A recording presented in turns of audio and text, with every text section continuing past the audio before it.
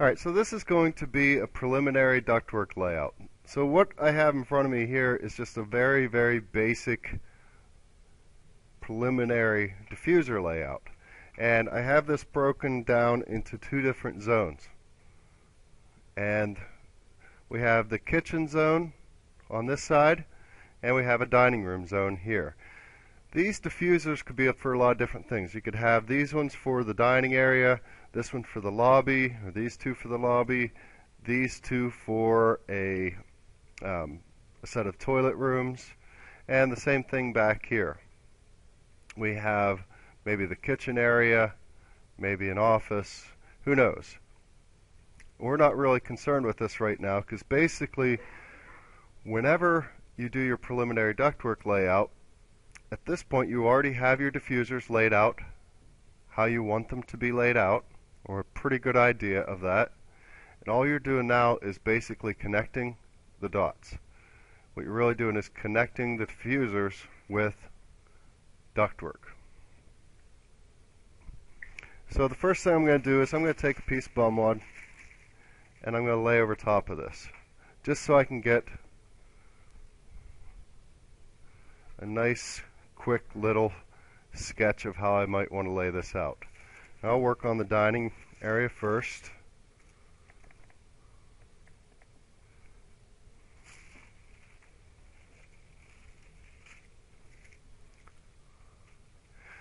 And whenever I think about duct layouts, basically you have, a lot of times you will have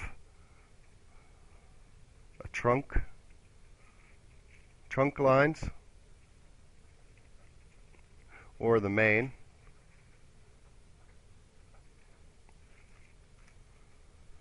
and you have branches coming off those. Okay, so whenever I'm looking at this, I'm trying to figure out where I want my trunk line to be. What's the very first thing that I have to think about? What's my starting point? So at this point, what you would have to do is start thinking about where your unit's going to be placed on the roof. We're going to be using rooftop units, and that's really where your starting point's going to be. And what we're going to do is we're just going to assume our unit to be somewhere in this vicinity. The things that would influence where the unit's actually going to sit is how it's going to appear on top of the building. I might want to hide it directly behind a parapet wall, so I might want it up close up front. I also have to worry about where my exhaust is coming out, because if I have a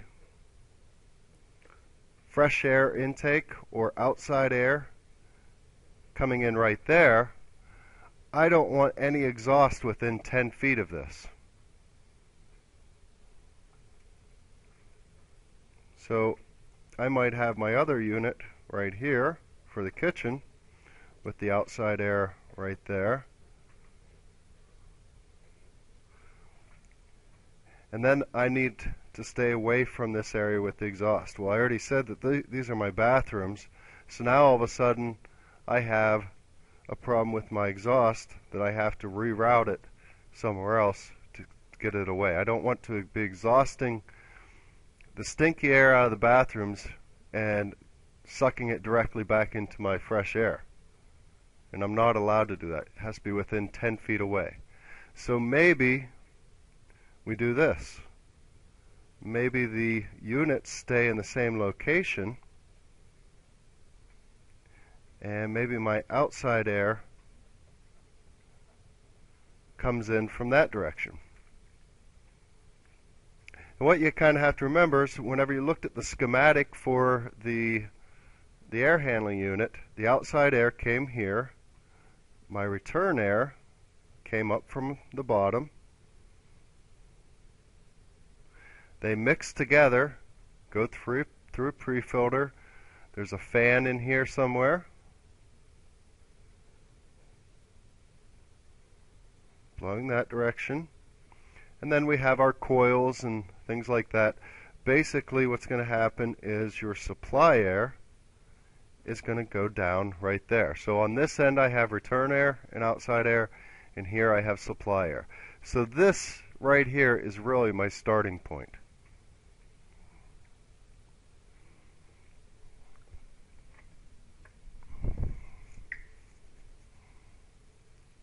So the rest of it really doesn't matter. I don't really care about that unit.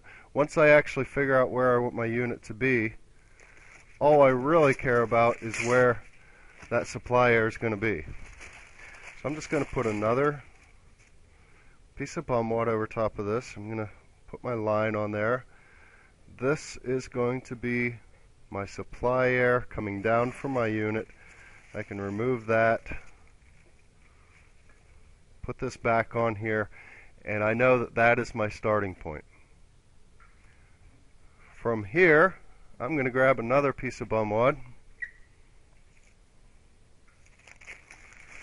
I'm going to lay it down over top of that again. I'm going to put this as my reference point, my reference line, and now I can start doing layouts. So just looking at this, I might want to have my main duct line come down like this, and then maybe a branch here, a branch there, a branch there, and maybe a branch right here.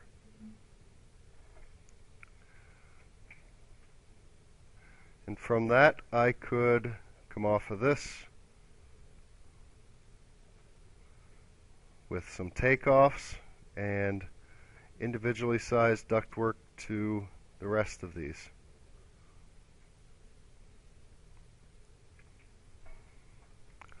So real quick and easy, I came up with a nice little ductwork layout.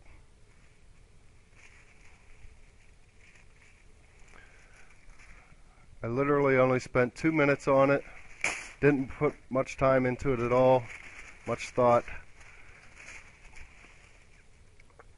But a lot of times, if you were content to just stop there, you wouldn't end up finding a better solution. So this time, I'm going to do it a little bit differently. I'm going to come out here.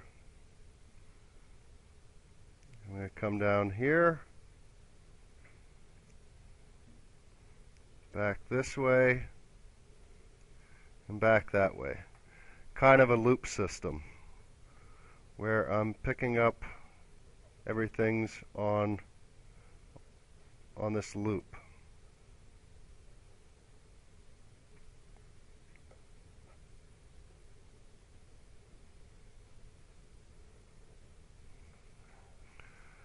So there, within another minute, I came up with a completely different system. And I would probably do this a few more times. I only have a couple minutes invested into the whole thing. And then what I would do at that point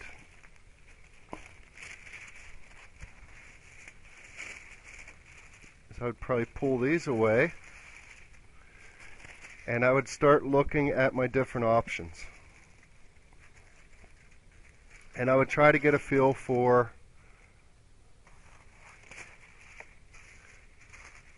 which one's better, which one's going to serve me better. And the bottom line is they're both just carrying air within the system.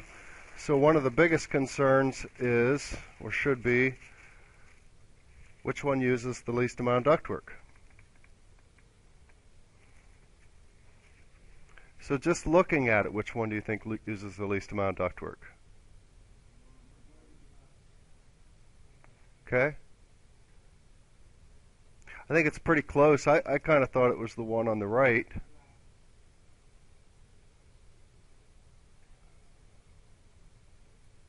But if you're saying left, so I could go through and I could actually measure the distances and everything. The complicated thing is sometimes this ductwork here is bigger than this ductwork here. What's going to happen in this system right here is this ductwork is going to start out big right here, and it's going to get smaller and smaller and smaller the whole way through the end. It's going to do the same thing here, but to a little bit different degree. So the only way that I'd really know which one's going to cost less is to do both and send it to a sheet metal fabricator and get prices on them. So at this point I'm just going to pick one and I'm going to run with it. And that's my preliminary layout. The next thing would be actually sizing the ductwork. So let's say I went with this one right here, and I can grab my first sheet back.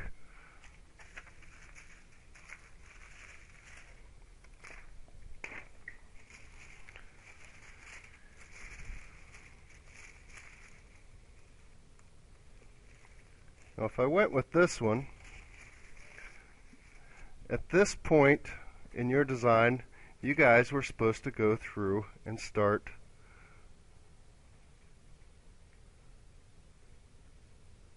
labeling all of your diffusers.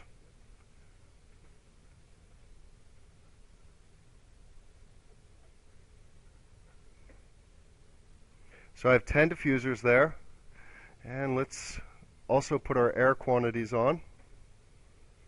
So I have 250, 250 for all these ones right here.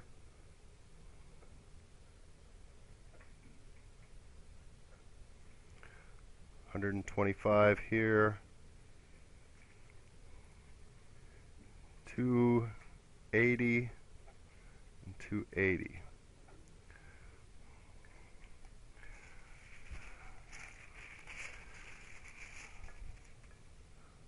So the next step at this point is to start figure out how much air you have in the ductwork at any given point.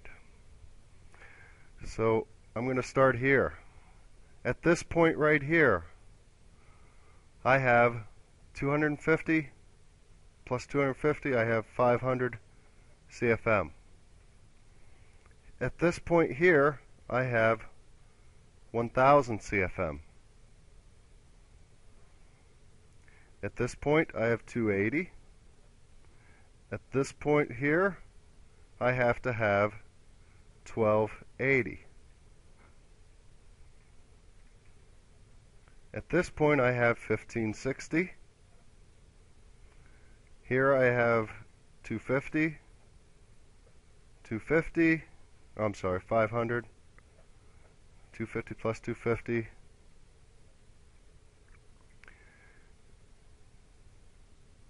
And right here I have 1560 plus 500, so I have 2060. Right there I have 250. So at the very beginning I have 2310. So the entire system has 2310 CFM, and what I can do at that point, just to double check that, is I can go through. I have 2310 CFM at this point. I give this trunk or this branch line 250, I have 2060 left. I come down here, I give this branch line 500, I have 1560 left. I come out here with this branch line, I give this first diffuser 250, I have 250 left for the last diffuser. And by doing that, you can start to see how that whole system works out. So that is the final step before you actually start sizing the ductwork.